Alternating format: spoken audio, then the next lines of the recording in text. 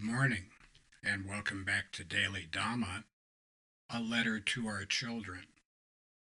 Today is January 17th, and our reading is Vanity. The vanity of the selfless, even those who practice utmost humility, is boundless. And that's from Hoffer, The True Believer, Thoughts on the Nature of Mass Movements. Virtue signaling, to let everyone else know just how enlightened we are, is all the rage these days. And the same could be said of this book. We wrote it as a daily reminder to ourselves of the limits of our insights. We decidedly do not think we've got the answers, and certainly do not think the world would be better if everyone agreed with us. If this is useful, fine. If it's not useful, fine.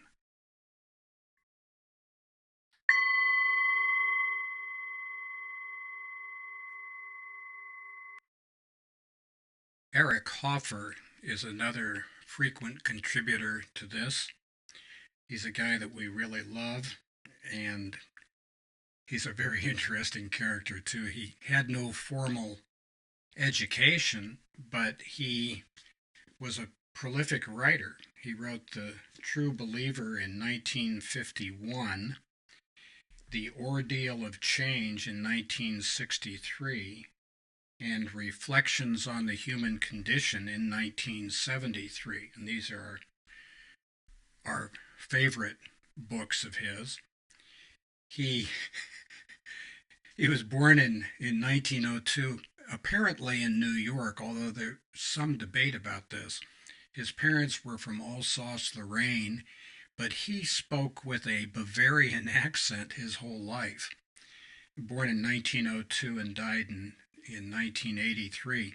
He tried to join the Army for World War II, but was kept out for health reasons, and wound up as a longshoreman on the docks of San Francisco starting in 1943 and continuing until 1964, when he became an adjunct professor at UC Berkeley.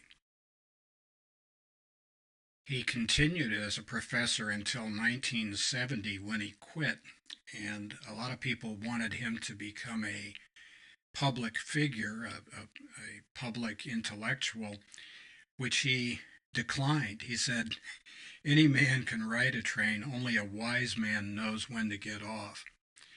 And he was certainly a wise man, at least as far as we're concerned, so we'll be hearing from him a lot.